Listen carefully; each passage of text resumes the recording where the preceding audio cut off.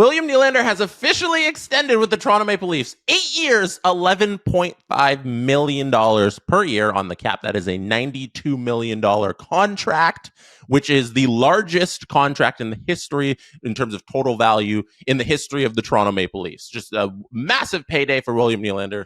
Congratulations. That is a lot of money. And like I've been through in a previous video, I'll link to in the description. In that video, I talked about what this means for the cap, because that's the only thing that's stressing the Leafs fans right now. Like that's the only thing that's stressing us out is how does this work with the cap and going forward this team, because now you're going to be paying Austin Matthews $13+ million. You're going to be paying William Nylander 11.5. Mitch Marner's on the books for next year at 10.9 still.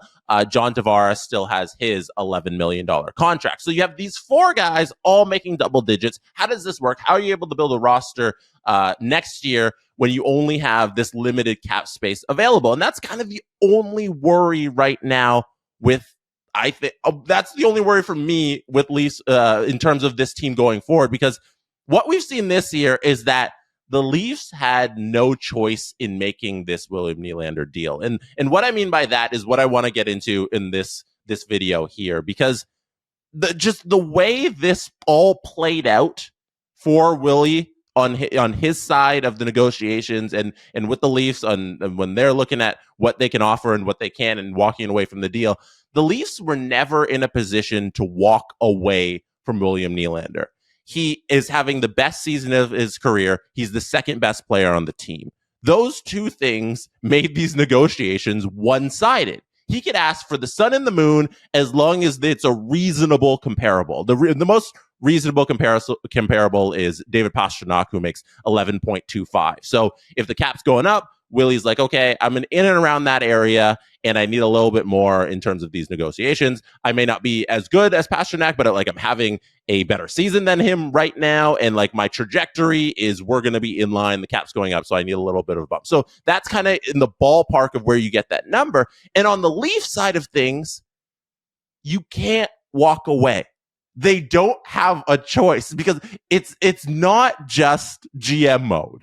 That's the thing about these real world negotiations with actual pro sports teams. It's not NHL 24 where you just say, hey, I'm going to flip Willie for the same overall value and I'm going to get something back. There's no possible way you win a William Nylander trade. So that's crossed off. We have to cross that off right now, because what are you flipping them for? Just pieces? They're trying to win a Stanley Cup with Austin Matthews. That's the entire goal of the way they're building this roster, is to win a Stanley Cup. That's it. That's the starting and end. And in between, you have things like gate and ticket revenue and fan happiness and all that stuff. But the top goal is win a Stanley Cup. And that's what they're trying to do with Austin Matthews. So flipping William Nylander for anything is not possible. There's no one in the league who you're going to trade for and get a bunch of pieces to a contender that's going to give you back something that's of value for Willie.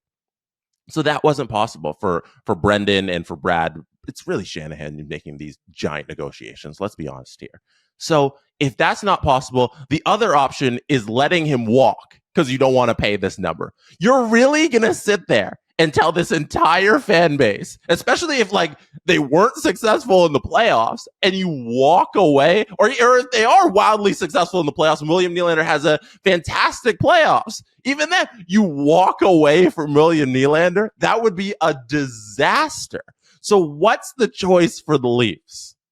You sign him to a decent deal. I was going to say a great deal. I don't think it's a great deal. I think it's a decent deal. I think their hands were tied behind their back, and this is the number that they have to pay. So you sign him to that deal. You move forward with William Nylander, who's the second best Leaf right now, who's been the best playoff performer out of every single Leafs player on this roster right now. William Nylander has been the best, most consistent, I'll give him this, most consistent playoff performer in his tenure here as a Toronto Maple Leaf. You're going to give him that deal, and you're going to move forward, and you're going to figure it out. You're going to figure out the rest of the roster, because in the other parts of the roster, there are decisions you can make. You can make decisions with Mitch Marner next season. If there's any wiggle room with that no move clause that he has, there's possibilities there. John Tavares comes off the books at the end of the next season. That's going to be heavily discounted if he wants to remain in Toronto. There's other pieces of the roster you can move around. Trading your second most popular player, I'm going to say probably right now the second most popular player on the Toronto Maple Leafs, your second best player, the guy who's having an ultimate career season. It wasn't an option. Signing him is all they could do. You can't run a pro sports team where you draft a guy, you raise him from draft day to the point where he's an all-star multiple times. He's going to be an all-star this season. He's an all-star. He's in conversations to where, like, where are we ranking him amongst the best players in the entire National Hockey League? And then once he's due for a payday, you walk away. Like, I don't think that is a good way to run the team. I've seen what's happened with the Calgary Flames in the last 2 seasons. Losing Johnny Gaudreau, losing Matthew Tkachuk, trying to bring in Huberdeau. It didn't work. They're going to lose more of their core. Like, who knows how long they have with a guy like Sean Monahan, with Hanifin. You don't want that situation in Toronto. It was the only option, and that's kind of where I'm sitting here with this William Nylander extension. It's good. It's good. We got Willie.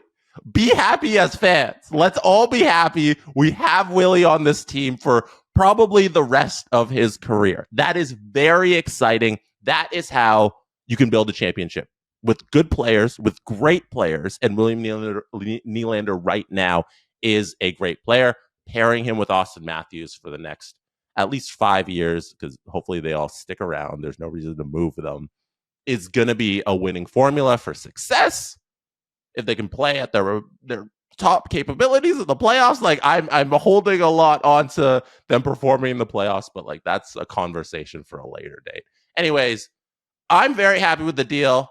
It's good. The Leafs had no choice. It's the right thing to do as an organization building a team. And I'll have more thoughts on the Steve Dangle podcast. Go follow youtube.com/SDPN to find it there. The Steve Dangle podcast with myself, Steve Dangle, and Adam Wild. And if you haven't subscribed or liked this video, please subscribe to this new channel and like this video. Plenty more content coming very soon.